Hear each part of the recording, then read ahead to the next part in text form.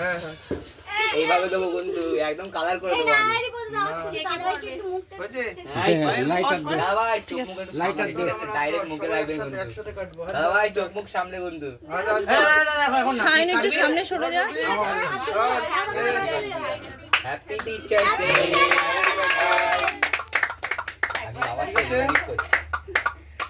দেবো তো এবার।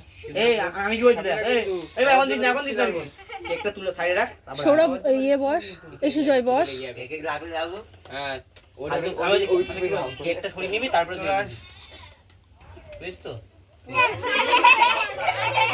বেশি কথা বলছিল